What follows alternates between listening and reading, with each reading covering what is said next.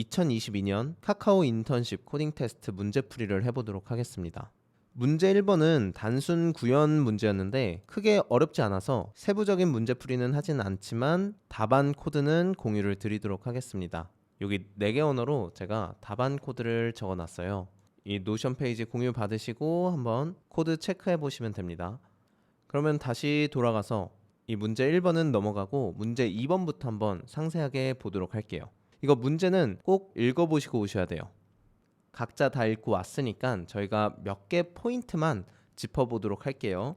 가장 먼저 제약 조건을 보면 Q1의 길이 그리고 Q2의 길이가 같고 이 원소의 개수가 30만까지 있을 수 있다고 하네요. 그리고 두 번째 조건은 Q1의 원소, Q2의 원소가 10의 9승까지 될 수 있다라고 하는데 이거는 제가 항상 수업 시간 때 말씀드리는 2의 31승, 2의 31승이 약 2 곱하기 10의 9승 정도 되니까 2의 31승 4바이트의 인트형 자료형에 넣을 수 있는 정도의 크기구나.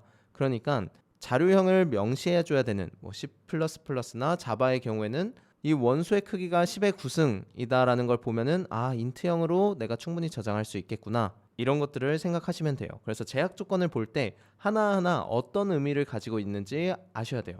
이게 우리를 괴롭히려고 하는 게 아니라 가끔은 괴롭히는 것들이 있는데 보통은 우리한테 힌트를 주려고 하는 거예요. 그래서 하나하나의 수치에 의미가 다 있어요. 만약에 원소끼리 더해가지고 이 두 큐의 합이 같게 만드는 방식을 쓰려면 인트형 자료형을 쓰면 안 되겠죠. 왜냐면 4바이트의 범위를 넘어서겠죠. 그래서 우리가 이런 제약 조건을 하나만 보고도 많은 단서를 추릴 수가 있었어요. 그래서 8바이트짜리 자료형을 써볼까? 아니면 원소끼리 더하는 과정 자체를 없애야겠다. 이런 선택들을 할 수 있겠죠.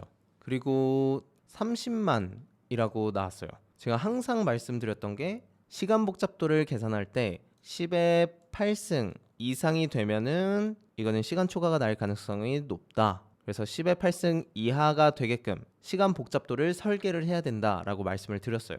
Q의 길이, Q2의 길이가 n이라고 했을 때 시간 복잡도 비고 n 제곱 이상으로 코드를 짜게 되면 바로 시간 초과가 날 거예요. 왜냐면 30만이라는 숫자를 여기다 넣어보면 10의 11승 정도 되네요. 그래서 내가 이 두 Q 합 같게 만드는 어떤 알고리즘이 떠올랐다고 했을 때 그걸 바로 코드로 구현하면 안 되고 시간 복잡도를 먼저 계산을 해보고 이게 시간 초과가 안 나겠다 싶을 때만 코드 설계하고 구현을 해야 된다라고 계속 말씀을 드렸죠. 문제에서 30만이라는 숫자를 준 이유는 비고 n제곱으로 떠오르는 알고리즘이 있더라도 그걸로 절대 풀지 말고 비고 n 로그 n이나 아니면 비고 n이나 이런 시간 복잡도로 코드를 설계하고 구현을 해라 라는 뜻이에요. 그래서 문제를 풀 때 그냥 아이디어 뭔가 떠오르겠지 하고 가는 것보단 시간 복잡도 비고 n으로 풀 수 있는지 그쪽으로 한번 생각을 계속 해봐야겠다. 특히 카카오 코딩 테스트 같은 경우에는 시간 제약을 엄청 촘촘하게 줘요. 그러면 이 문제를 어떻게 풀지 한번 접근 방법을 생각해 보도록 하겠습니다. 그래서 5316 Q1 2324 Q2가 주어졌다고 하네요. 그래서 여기서 어떤 식으로 데이터를 옮길 수 있냐면 Q1에서 DQ를 한 다음에 이 DQ를 한 걸 Q2에다가 InQ를 할 수 있다고 하네요. 또는 Q2에서 DQ를 하고 그리고 Q1에다가 InQ를 할 수 있대요. 이 방향으로만 우리가 데이터를 움직일 수가 있어요. 전형적인 Q의 first in first out의 속성을 이용을 한 거죠. 그러면 우리는 문제에서 원하는 대로 더한 다음에 살펴보니까 Q1이 더 크네요. 그러면 우리는 어떻게 해야 돼요? 더 큰 곳에서 더 작은 곳으로 데이터를 옮겨줘야 되겠죠. 그래서 DQ를 하고 InQ를 하고 계산을 했더니 이번엔 Q2가 더 커졌어요. 그러면 이번에는 Q2에서 빼서 Q1에다 InQ를 하고 이런 식으로 우리가 값의 크기를 맞춰가는 거예요. 지금 계속 하고 있는 게 합계를 비교해주고 더 큰 쪽에서 빼주고 작은 쪽에다 넣어주고 이 과정을 계속 하고 있어요. 그래서 이렇게 해주고 빼주고 Q1에다가 InQ를 해주고 이번에는 Q1이 다시 커졌으니까 Q1에서 빼주고 Q2에다가 넣어주고 이렇게 하다가 합계의 크기가 같아졌어요. 그래서 이렇게 우리가 정답을 찾을 수 있다. 총 6번 옮긴 거예요. 그러면 우리가 지금까지 이렇게 봤던 방식대로 Q의 정의를 이용해서 DQ를 하고 인Q를 하고 DQ를 하고 인Q를 하고 이 과정을 여러 번 하면서 두 Q의 합이 같게 맞춰주면 되겠죠. 그러면 여기서 시간 복잡도를 한번 계산을 해봐야 되는데 가장 먼저 DQ와 인Q를 시간 복잡도 몇으로 할 수 있냐, 이게 가장 중요해요. 만약에 내가 DQ와 인Q를 비고 1으로 할 수 있다면 비고 1의 시간 복잡도를 가진 코드를 총 몇 번? 아까 2n번 또는 뭐 4n 정도 반복해서 하면 될 것 같다라고 말씀을 드렸어요. 그러면 비고 1이 n에 비례한 정도를 곱하면 되니까 이 알고리즘을 코드로 구현한 거에 총 시간 복잡도는 비고 n이 되겠죠. 비고 n이면 n의 값의 범위가 우리 아까 30만 정도 된다고 했죠. 그래서 비고 1으로 코드를 구현할 수 있다는 거는 이 문제를 풀 수 있다는 거죠. 그래서 이렇게 Q를 이용해서 단순하게 Q의 성질 그대로 계속 크기를 비교해가면서 DQ했다가 인Q했다가 DQ했다 인Q했다가 이렇게 반복하면 되겠다. 근데 그렇게 하면 시간 복잡도가 비고 n이 되니까 이 문제를 풀 수 있겠다라고 생각을 하고 코드를 설계하고 구현을 해나가는 거예요. 또 다른 방법도 한번 생각을 해볼게요. 사실은 얘랑 이어져 있다라고 봐도 무방해요. 왜냐면 어차피 여기 나가봤자 올 수 있는 데가 여기예요. 그래서 얘를 원형으로 이렇게 생각할 수가 있는 거예요. 그리고 각각의 맨 첫 번째 Q1의 첫 번째 원소, Q2의 첫 번째 원소를 화살표로 포인터로 한번 가리켜 볼게요. 이렇게 가리켜 보면서 합을 한번 구해 볼 겁니다. 그럼 여기서 5를 DQ를 해주고 DQ를 해줬으니까 화살표도 한 칸 오른쪽으로 갔죠. 그래서 화살표가 움직이면 사실상 여기부터 Q1입니다 라는 뜻이니까 거추장스러운 대괄호는 없어도 될 것 같아요. DQ가 된 5를 이젠 Q2에다가 인Q를 해줘야 되죠. 그래서 인Q를 해줬어요. 그러면 합계가 16이 되네요. 그러면 이번에는 Q2가 더 크니까 이젠 여기서 DQ를 해주면 되겠죠. DQ를 해볼게요. 이렇게 DQ를 해보고 Q1에서 인Q를 이렇게 해주는 겁니다. 그러면 다시 14, 12가 되니까 다시 Q2에서 DQ, Q1에서 인Q. 그래서 더해보면은 15, 11 이렇게 되네요. 그래서 사실상 이 화살표만 있다면 우리한텐 이 대괄호는 필요가 없어요. 그래서 얘를 제거를 해줄게요. 그래서 이 포인터 두 개로 아까 DQ, 인Q를 했던 그 작업을 대체를 하는 겁니다.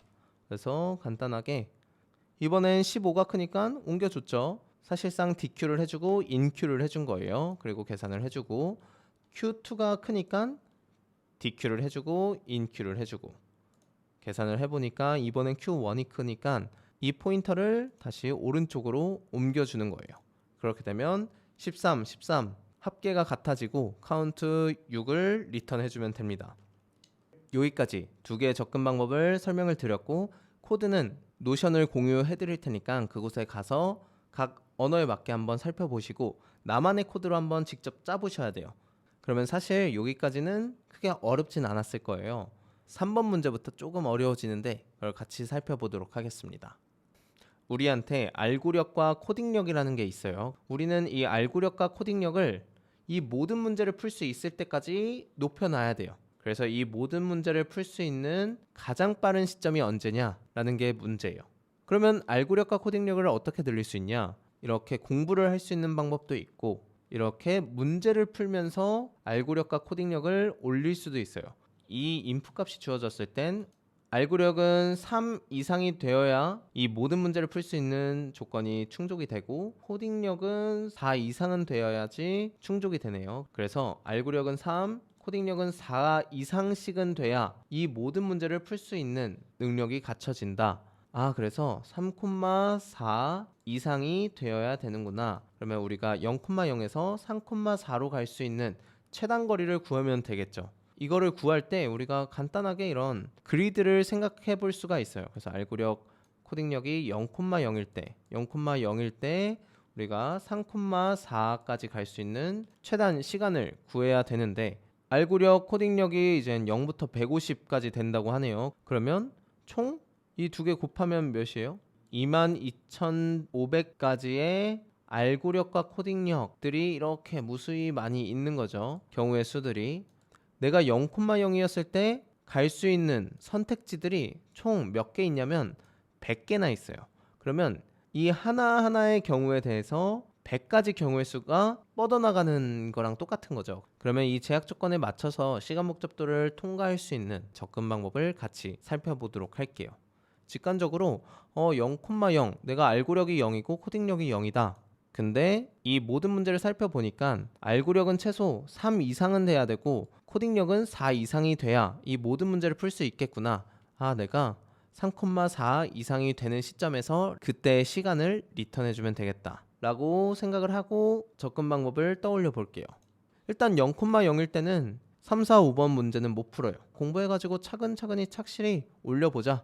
알고력을 공부하거나 코딩력을 공부하는 이 경우의 수에 딱 도달하게 됩니다. 그래서 각각 시간은 1씩 걸렸고 시간이 1씩 걸린 대신 보상을 알고력 1을 받거나 코딩력 1을 보상을 받았어요. 이렇게 끝났으면 이번엔 1,0일 때를 한번 따져볼게요. 여기로 가면 이 경우에도 똑같이 3번 문제부터 못 푸니까 공부할 수밖에 없겠죠. 대신 공부를 하면 2,0이 되거나 1,1이 되거나 이때 걸린 시간은 2가 되겠죠. 그러니까 여기 1,0까지 왔을 때는 1의 시간이 걸렸으니까 공부를 하면 2가 되겠죠. 그러면 이젠 여기선 좀 딜레마예요. 누구 먼저 이렇게 한번 경우의 수를 따져볼까 이렇게 고민이 되는데 가장 적은 시간부터 한번 따져봐야 그 뒤에 것들을 최신화를 할 수 있겠죠. 그러니까 가장 작은 시간부터 한번 경우의 수를 따져봐야 여기까지 가는 최단 시간을 구할 수 있을 거잖아요. 그래서 계속 가장 작은 시간들만 골라서 쏙쏙 먼저 경우의 수를 따져보는 거예요. 그래서 이런 작업을 하기 위해서 우리가 우선순위 큐가 있으면 좋겠다 해서 우선순위 큐를 차려놓고 시간 순서대로 저장을 해놨어요. 우선순위 큐는 우리 비고 로그 n으로 인큐와 dq가 가능한 자료 구조입니다. 그래서 인큐를 할 때마다 dq를 할 때마다 비고 로그 n이 걸린다는 것을 알고 있어야 돼요. 근데 여기서 잠깐 제가 비고 로그 n이라고 했는데 이 n이 뭐냐면 여기서 n은 우선순위 큐에 들어올 수 있는 원소의 개수를 n이라고 지칭을 한 거예요. 지금 그러면 여기 우선순위 큐에 들어올 수 있는 원소의 맥시멈 개수는 몇일까요? 요 0,0부터 3,4까지 얘네들이겠죠. 그래서 얘네가 사실은 아까 알고력 150까지 될 수 있고 코딩력도 150까지 될 수 있다고 했으니까 총 2만 정도 되는 값이 여기에 들어갈 거예요. 들어가면은 고작 해야 한 100 정도 되네요. 사실은 엄청 작은 숫자다. 그래서 이거는 크게 중요하지 않아요. 로그 n의 시간 복잡도가 걸리고 이런 건 하지만 우리가 시간 복잡도를 계산할 때는 어쨌든 계산을 해야 되니까 로그 n인데 n은 뭐냐면 알고력과 코딩력의 곱셈 이 정도 크기라고 알고 계시면 돼요. 그래서 이젠 다시 이어서 해보면 이번에 0,1을 따져볼 차례예요. 그래서 0,1에서 또 똑같이 공부를 하는 방법밖에 없겠죠. 0,1이니까. 그래서 0,2가 되거나 1,1이 되거나 이렇게 있는데 아까 1,1은 어차피 이미 우선순위 큐에 넣어줬어요. 아까 넣어줬어요. 그래서 이번에는 0,2만 넣어준 겁니다. 다시 돌아가 보면 이렇게 0,1에선 0,2만 넣어주면 돼요. 왜냐면 아까 했었으니까. 그리고 이번에 시간을 단축시켰으면 넣어줬을 텐데 시간도 단축을 못 시켜줬어요. 그러면 굳이 중복해서 넣어줄 필요가 없겠죠. 그래서 기존에 적혀져 있는 것보다 더 작은 숫자를 내가 적어줄 수 있다. 그러면 우선순위 큐에 적어주겠지만 그렇지 않으면 그냥 넘어가는 거예요. 그래서 0,2만 여기 우선순위 큐에 넣어줬습니다. 그리고 이런 식으로 계속 작은 시간부터 계속 해보는 거예요. 이런 식으로 해보고 다시 1,1도 해보려고 하는데 1,1부터는 문제를 풀 수가 있게 되네요. 그래서 1,1 이상부터는 풀 수 있으니까 이때는 이런 식으로 세 가지 경우의 수가 나오겠구나. 근데 세 가지 경우의 수가 나와도 이렇게 나와도 2콤마1은 어차피 3의 시간이 걸리니까 굳이 우선순위 큐에 넣진 않고 새로 알게 된 1,2, 3,2만 우선순위 큐에 이렇게 넣어줍니다. 그래서 넣어준 다음에 그 다음 방문할 곳을 방문을 하고 다시 여기 잠겼죠. 그래서 매번 이렇게 한번 살펴봐 줘야 돼요. 문제의 개수가 맥시멈 100개가 된다고 했으니까, 그러니까 문제 수만큼 이 과정을 해나가는 거예요. 그래서 이 과정이 총 알고력 곱하기 코딩력만큼의 개수만큼 해주면 되겠죠. 그래서 알고력 코딩력 곱하면 아까 계산해봤듯이 뭐 기껏해야 이 정도 되겠죠. 22,500 곱하기 100 하니까 225만 이 정도 되겠죠. 10의 8승보다 훨씬 밑에죠. 그래서 제가 지금 하고 있는 이 방식대로 하면은 시간 복잡도가 10의 8승보다 훨씬 밑이라서 통과를 하게 될 겁니다. 우리가 접근 방법을 떠올릴 때 이 문제로 코드를 설계하고 코드를 구현해도 되겠다라는 확신이 생길 때만 구현을 하는 겁니다. 가뜩이나 시간이 부족한데, 우리 코딩 테스트 할 때 시간이 부족한데 우리가 지금 통과할 수 있는 코드를 짜고 있는지, 아니면 통과 못하는 코드를 짜고 있는지, 아니면 효율성은 안 될 거 알고 있지만 정확성만큼은 통과하겠구나라는 걸 알고 하는지, 그거에 따라서 우리가 전략을 짤 수가 있는 거예요. 그래서 그걸 계속 생각하면서 접근 방법을 떠올리시면 됩니다. 그래서 다시 해볼게요. 그래서 이번엔 3,0에도 한번 가보고, 이때도 4,0이 될 수 있고 3,1이 될 수 있어요. 근데 4,0은 사실 필요가 없어요. 왜냐면 우리 목표는 3,4 이상인데 이미 3 충족했는데 뭐하러 더 여기 코딩력 늘리기도 바빠 죽겠는데 알고력 하나 더 추가해가지고 뭐 시간을 늘려봤자 의미가 없어요. 이거 의미가 없고, 그래서 알고력이 3 이상인 경우에는 우리가 취급을 안 해줄 거예요. 그래서 얘를 우선순위 큐에 넣어줄 필요도 없겠죠.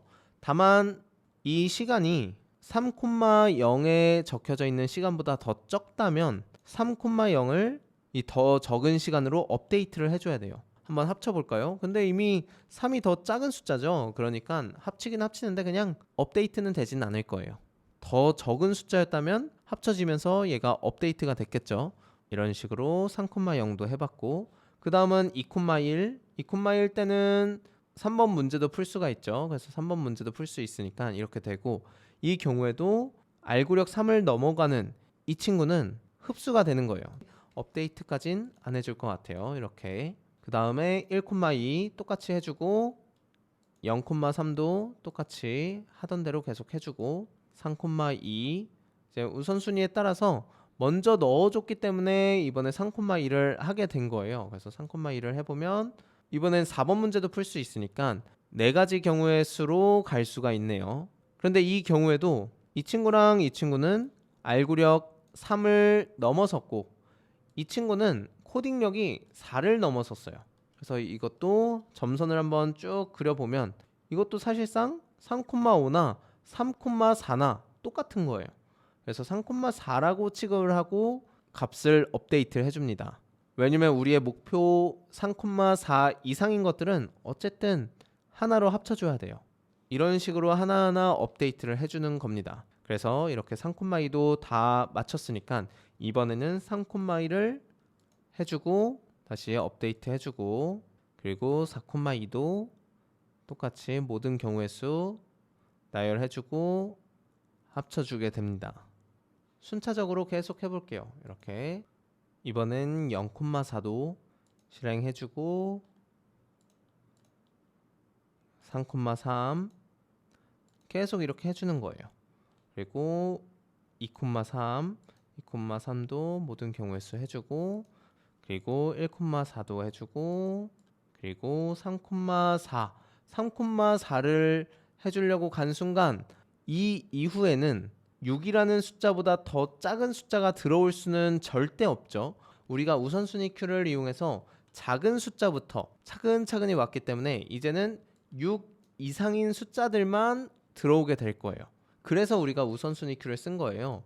우선순위 큐를 쓰면은 내가 이 3,4라는 곳에 방문을 할 때 이 숫자가 가장 작은 숫자일 수밖에 없어요. 그래서 우선순위 큐를 썼기 때문에 내가 3,4에 도달하는 순간 이때 적혀 있는 이 시간이 가장 최소값일 것이다 라고 확정을 지을 수가 있는 거죠. 그래서 내가 여기 3,4에 방문을 하는 순간 적혀져 있는 이 숫자를 리턴해주면 0,0에서 3,4로 갈 수 있는 최단 시간을 알 수가 있는 거예요.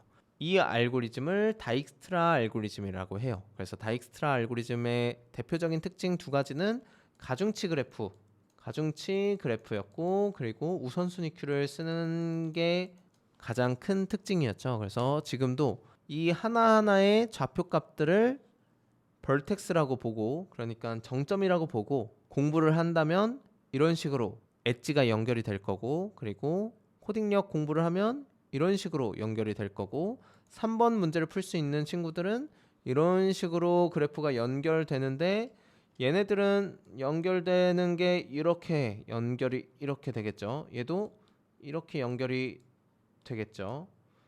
그래서 이렇게 하나하나의 엣지를 그려볼 수가 있어요.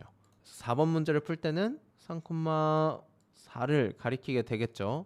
그래서 3,4를 가리키고, 5번 문제를 푸는 딱 경우의 수는 2,4에 있을 텐데, 이때는 또 3,4를 가리키게 되겠죠.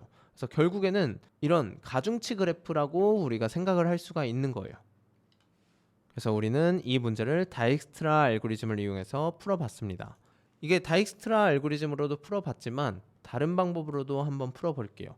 이게 결국에는 좌표값에다가 우리가 계속 시간을 업데이트를 해주는 식으로 풀어나갔잖아요. 이게 DP 테이블을 채워나가는 방식이랑 동일하죠. 한번 DP를 이용해서도 문제를 풀어볼 건데 0,0에서부터 시작을 해볼 거예요.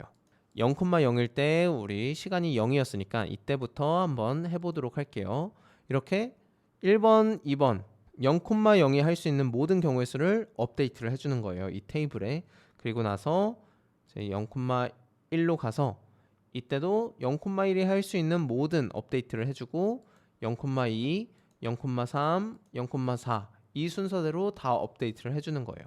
사실은 이 문제에서는 알고력과 코딩력이 마이너스가 되는 순간은 없죠. 그래서 항상 아래로 내려가거나 오른쪽으로 내려가요. 그래서 이런 식으로 위에서부터 왼쪽 위에서부터 오른쪽으로 이 순서로 하나씩 채워 나가면 최적화된 해를 구할 수가 있어요. 그래서 위에부터 이렇게 쭉 해 나간 겁니다. 물론 왼쪽부터 이렇게 쭉 채워 나가도 돼요. 여기부터 채워 나가고 그 다음 여기 두 번째 줄 해나가고 이런 식으로 해도 되거든요. 그래서 크게 상관은 없습니다. 그래서 저희는 위에부터 해봤다. 그 다음엔 그럼 두 번째 줄 쭉 해보면 되겠죠. 1,0일 때 업데이트 해주고 이렇게 업데이트를 해주는 거예요.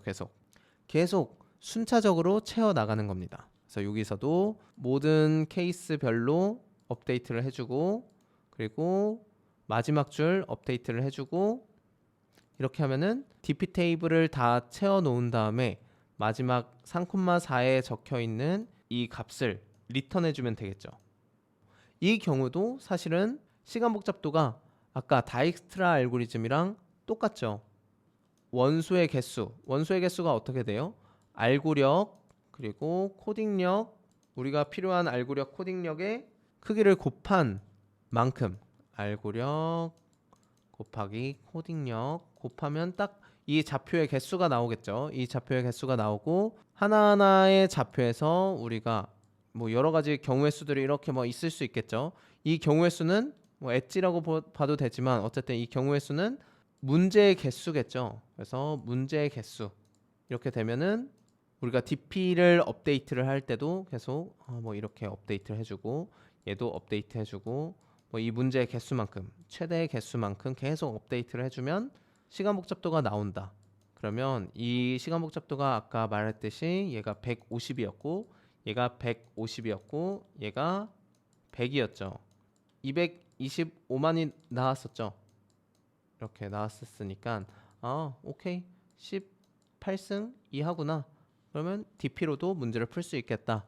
이렇게 하고 코드를 설계하고 구현을 하는 겁니다. 그래서 제가 공유해드릴 노션에는 DP, 다익스트라 두 가지 방식으로 코드를 구현을 해봤어요. 이번에 풀 문제 4번은 등산 코스 정하기 문제예요. 이 문제도 다 읽고 오셨을 거라는 가정하에 한번 같이 볼게요. 이 문제를 보는 순간 다익스트라 알고리즘을 쓸 가능성이 높겠다라는 생각이 바로 들어요.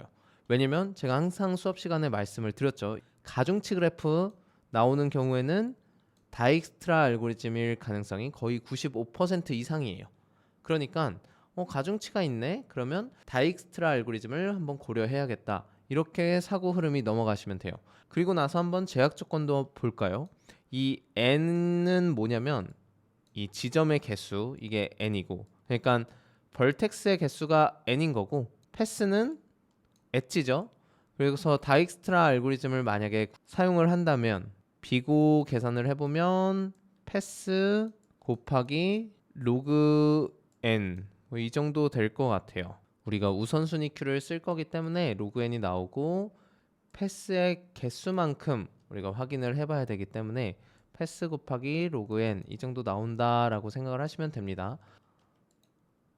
이렇게 인풋 값이 주어져 있다라는 가정하에 보면은 1번, 2번이 게이트고 6번, 7번이 서밋이죠. 그래서 뭐 게이트에서 출발해서 서밋 중에 뭐 하나로 갈 수 있는 제일 적은 인텐시티를 구하라 뭐 이런 거였죠. 그래서 우리가 수업 시간에 했던 네트워크 딜레이 타임 이 문제랑 거의 유사하다라고 보시면 돼요. 이 문제도 결국에는 다익스트라 알고리즘을 쓰는 거였는데 형태가 굉장히 비슷해요. 그래서 리트 코드의 네트워크 딜레이 타임 이 문제랑 비슷하다라는 점을 알고 계시고, 그럼 다른 점은 무엇이냐? 일단 출입구가 한 개 이상이죠. 도착점도 한 개 이상이에요. 그래서 이런 점들이 달랐고, 여기서 3번도 좀 주의 깊게 보셔야 되죠. 이게 보통은 다익스트라 알고리즘을 사용할 때 여기에 가중치들을 합하는 식으로 합해서 나온 숫자들 중에서 가장 적은 숫자를 선택하는 식으로 코드를 짰었는데, 그래서 지금까지는 이 코스트의 누적 합에 대한 최소값을 구하는 게 원래 다익스트라 알고리즘의 전형적인 문제였다면, 이 문제는 지금 인텐시티 중에 가장 큰 값에 맞춰서 골라야 됐죠. 예를 들면 이런 식으로 갔다. 그러면 1, 6의 인텐시티 중에서 최대값 6을 선택해서 이 경우에는 6, 그리고 이 경우에는 최대값 4니까 4, 그리고 이 경우에도 4, 그리고 이 경우에는 3, 뭐 이런 식으로 인텐시티의 최대값을 적어 놓은 다음에 그 인텐시티의 최대값 중에서 최소값을 하나 고르는 것이 이 문제예요. 그래서 한번 보시면 완전 탐색으로 한번 해볼게요. 이 경우도 있을 거고 이 경우도 있을 거고 이걸 다 이렇게 나열을 해보는 거예요. 나열을 할 때 다시 보면은 1, 6을 더하는 게 아니라 1, 6 중에 큰 값 6을 기록을 하고 1, 3, 2 중에 큰 값 3을 기록을 하고 이렇게 1, 3, 1, 3 중에 3 가장 큰 값을 기록하고 이렇게 하나씩 기록을 해 놓는 거예요. 그래서 다 해봤더니 모든 경우의 수를 다 해봤더니 최소값이 2더라. 이는 언제였냐면 이때였어요. 2번 출입구에서 출발해서 5번, 4번, 6번 도착점으로 가면은 가장 긴 인텐시티가 2더라. 그래서 이 수많은 경우의 수들 중에서 가장 적은 인텐시티로 도착할 수 있는 경우의 수는 이 경우예요. 그래서 이 경우를 찾아야 되는데, 방금 제가 했던 것처럼 모든 경우의 수를 이렇게 나열하는 것도 하나의 방법이겠죠. 근데 이렇게 하면은 시간 초과가 무조건 나요. 그래서 이렇게 완전 탐색을 저랑 같이 한번 해보면서 내가 어떤 값을 구해야 되는구나, 그 상황을 정확하게 인지를 했습니다. 이런 값을 내가 구해야 되는 거구나. 그러니까 인텐시티의 최대값, 그 최대값들 중에서 다 최대값들 중에서 그 값들 중에서 최소값을 구해야 되는 거구나. 그래서 이거를 다익스트라 알고리즘으로 구현을 해봐야겠다.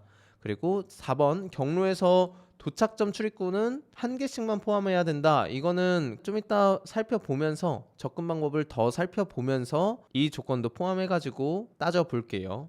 그리고 이 문제를 읽다 보면 제가 지금은 정상에 도착하는 최소값만 구했잖아요. 근데 이 문제는 어떻게 되어 있었냐면 올라갔다가 내려오는 것까지 총 통틀어서 최소값이 몇이냐 라는 걸 물어봤어요. 근데 이 문제에서 사실 왔던 길은 되돌아가면 안 된다 이런 조건이 없었죠. 그러면 당연하게도 2번에서 6번으로 가는 이 경로가 최소 인텐시티를 가졌다면 내려갈 때도 똑같은 길로 가면 되겠죠. 그러니까 사실 내려오는 건 의미가 없어요. 결국 우리를 그냥 조금 더 복잡하게 골려 먹으려고 그런 내용들을 추가했을 뿐이에요. 그래서 오르막길이 최소 비용이면 내리막길도 같은 경로가 최소 비용이겠죠. 그러니까 겹치면 안 된다, 왔던 길 되돌아가면 안 된다 이런 게 없으니까 우리는 그래서 오르막길 최소값만 찾으면 된다. 그리고 아까 제약 조건 다익스트라 알고리즘 비고 2 곱하기 로그 n으로 구현을 하면 된다. 그래서 우리가 전형적으로 다익스트라 알고리즘을 쓰는 식으로 문제를 풀어 나갈 거예요. 이렇게 코스트에 관한 배열을 하나 두고 인피니티 뭐 큰 값을 여기다 다 넣어준 다음에 최소값으로 계속 업데이트를 해줄 거예요. 코스트로 이름을 적어도 되고 뭐 여기 이 문제에서는 인텐시티라고 이름을 지어도 되겠죠. 그래서 어쨌든 배열을 만든 다음에 요게 인피니트를 적어주면 됩니다. 그리고 다익스트라 알고리즘을 구현할 때 필요한 우선순위 큐를 여기다 둘게요. 그래서 처음 게이트 1번, 2번부터 시작을 하는 거예요. 그래서 요게 0, 0 인텐시티 값을 적어주는 겁니다. 그래서 하나씩 하나씩 방문을 하는 거예요. 1번 게이트까지 갈 수 있는 인텐시티는 0이구나. 그 다음은 3번 노드, 4번 노드를 여기다 입력을 하는 겁니다. 근데 우선순위 큐의 정렬은 이 인텐시티 값을 기준으로 정렬이 된 거예요. 그래서 예약을 해주고 그 다음 가장 앞에 있는 2번 게이트로 갑니다. 그래서 여기서도 연결되어 있는 거를 우선순위 큐에다 넣어줬어요. 그리고 나서 3번 지점으로 가는 거죠. 3번 지점으로 간 다음에 연결되어 있는 6번, 4번 게이트를 우선순위 큐에 넣어주는 거예요. 지금 여기 보시면 3번 게이트까지는 1이었는데 6을 더하는 게 아니라 1과 6과 비교를 해서 더 큰 값으로 업데이트를 해주는 거예요. 이번에도 4번 게이트까지 갈 수 있는 인텐시티가 3이고 3까지 올 수 있는 인텐시티의 최대값이 1이었으니까 이 둘 중에 비교를 해서 3을 넣어주는 거예요. 여기다 3을 넣어준 겁니다. 그리고 이렇게 그 다음 작은 인텐시티로 갈 수 있는 5번 노드로 간 다음에 넣어주는 거예요. 그래서 7번까지 갈 수 있는 건 8의 인텐시티로 갈 수 있고 6번 지점으로는 이제 3과 2 중에 더 큰 값 3으로 갈 수 있는 거고 그리고 4는 여기 5에서 4로 갈 때는 1이 걸리지만 어쨌든 2에서 5까지 갈 때 2만큼 걸렸으니까 이 둘 중에 큰 값 2로 업데이트를 해줘야 되겠죠. 여기 업데이트가 된 거예요. 그러면 이번엔 그 다음 낮은 인텐시티를 가진 4번 지점으로 가고 여기서도 또 업데이트를 해주면 되죠. 여기를 보시면 3번 지점은 우리가 업데이트를 안 해줬죠. 왜냐면 이미 방문을 했으니까. 나보다 무조건 작을 거예요. 왜냐? 우선순위 큐 덕분에. 그러니까 이미 방문한 건 더 이상 들여다볼 필요도 없어요.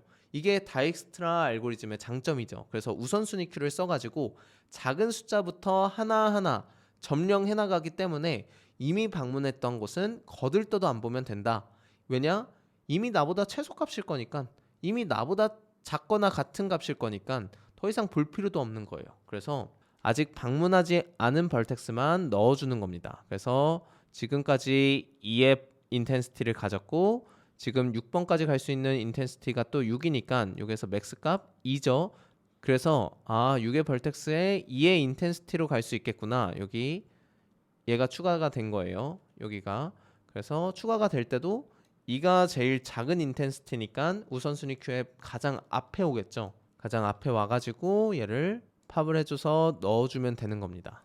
그러면 처음 정상에 왔을 때 인텐시티의 값이 2죠.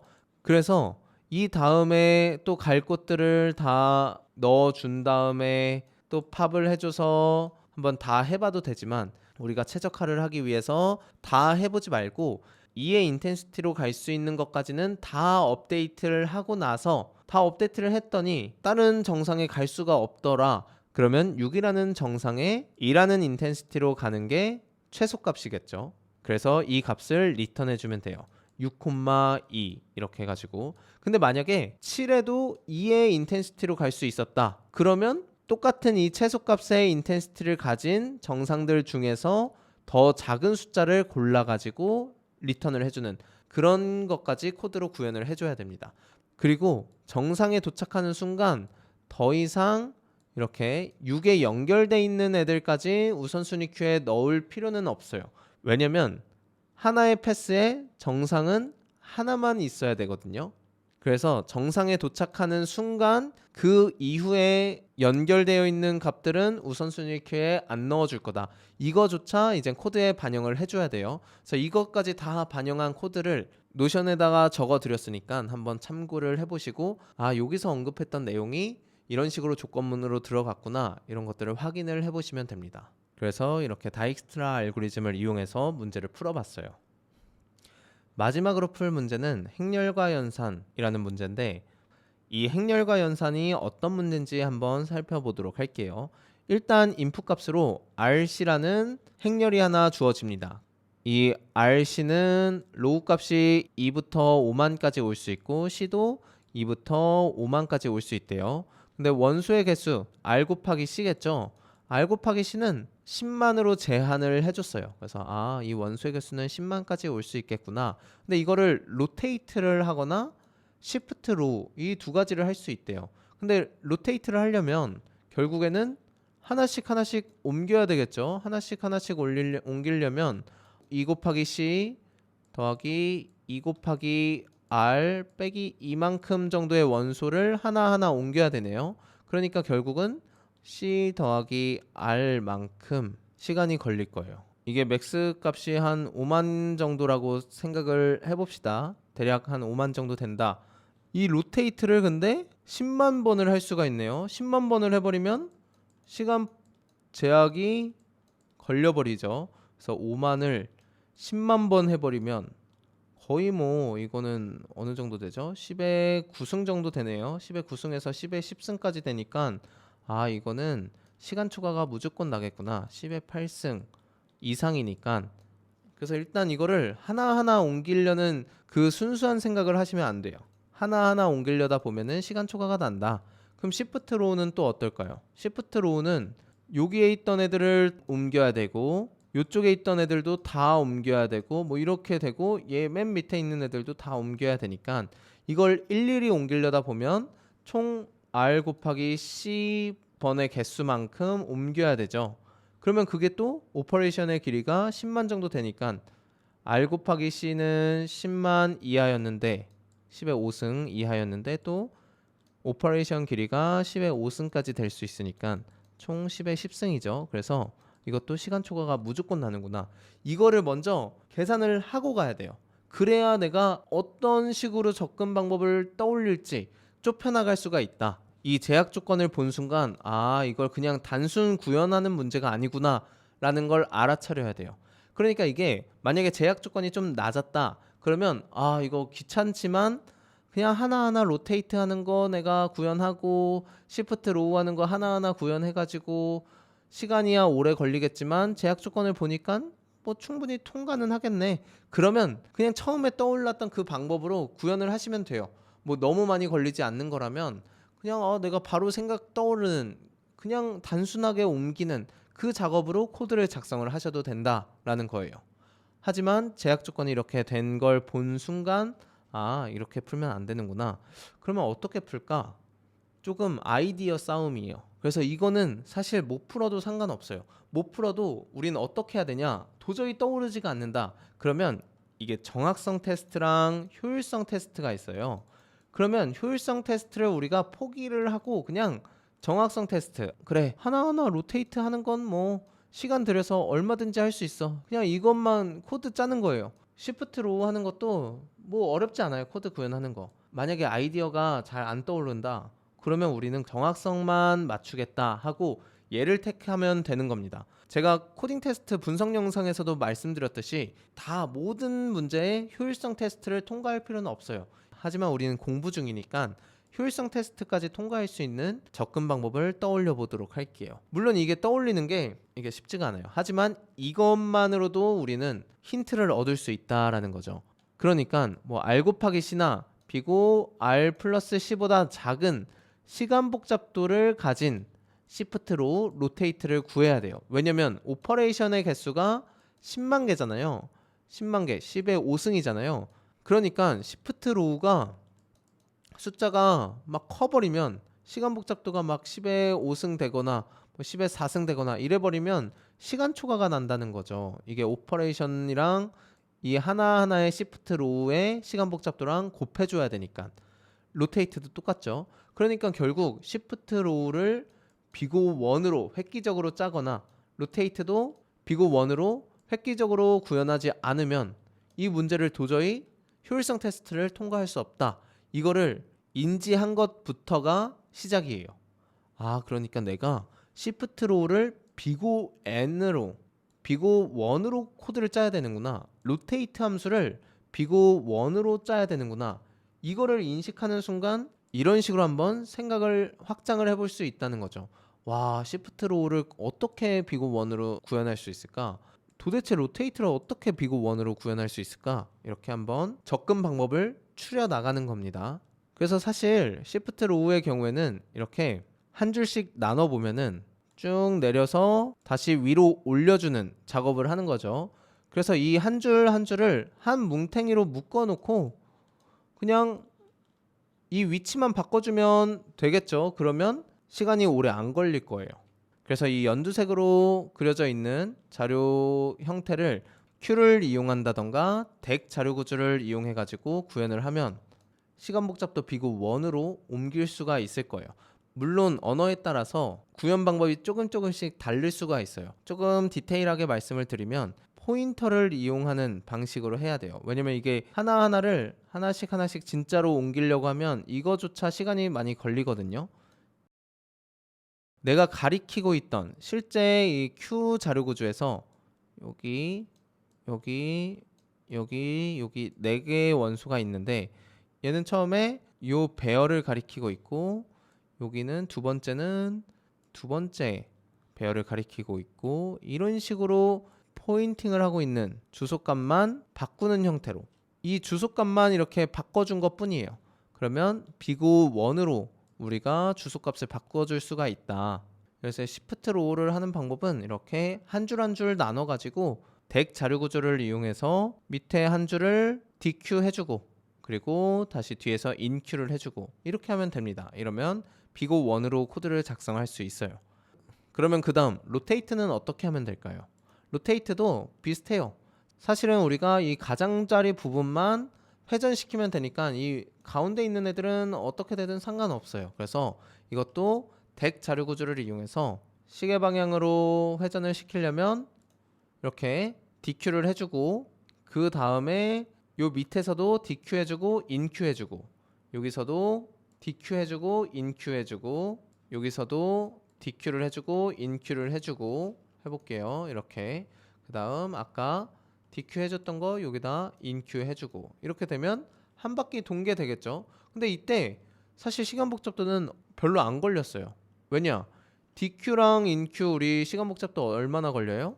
시간 복잡도 비고 1으로 할 수 있죠. 그래서 DQ, INQ, DQ, INQ, DQ, INQ, DQ, INQ 총 8번 정도의 연산 동안 시간 복잡도는 비고 1이었다. 그러면 결국 비고 1으로 우린 회전을 로테이트를 할 수 있는 거죠. 그러니까 로테이트도 비고 1으로 할 수 있고 시프트 로우도 비고 1으로 할 수가 있는 거예요. 그래서 이거를 잘 합쳐가지고 이런 식으로 나눌 수가 있어요. 한번 자세히 보면은 여기 덱 자료 구조로 하나 묶어줬고 오른쪽도 덱 자료 구조로 하나 묶어줬고 이 안에도 하나하나의 덱 자료 구조가 있는데 이거를 또 큰 덱 자료 구조로 하나 감싸줬어요. 이렇게 되면은 어떻게 할 수 있냐면 시프트 로우를 할 때는 이렇게 여기서는 하나의 값들을 DQ 해주고 여기서는 큰 덱 입장에서 하나의 큰 덩어리 원소를 DQ를 해주면 되는 거죠. 그 다음에 똑같이 INQ를 해주면 돼요. 그러면 시간 복잡도 비고 1으로 이 작업을 할 수가 있는 겁니다. 시프트 로우를 비고 1으로 해봤으니까 이제 로테이트도 비고 1으로 할 수 있는지 볼게요. 이것도 아까 했던 것처럼 이렇게 DQ 해주고 DQ, INQ 그리고 DQ, InQ, 그리고 DQ, InQ 하고 마지막으로 InQ를 해주고 이렇게 되면은 아까 계산했던 듯이 이 과정이 뭐 비고 1, DQ와 InQ 둘 다 비고 1으로 되니까 로테이트도 비고 1으로 가능하다라는 거죠. 그래서 Shift Row랑 로테이트 둘 다 비고 1으로 구현할 수 있으니까 오퍼레이션의 개수만큼 시간 복잡도가 되겠죠. 오퍼레이션의 개수만큼 오퍼레이션 그러면 오퍼레이션이 10의 5승이었으니까 충분히 효율성 테스트도 통과할 수가 있습니다. 강의 자료가 필요하신 분들은 노시데브 사이트에 오셔가지고 여기 코딩 테스트 카카오 인턴십 누르신 다음에 이쪽에서 교재 요청을 하시면 됩니다.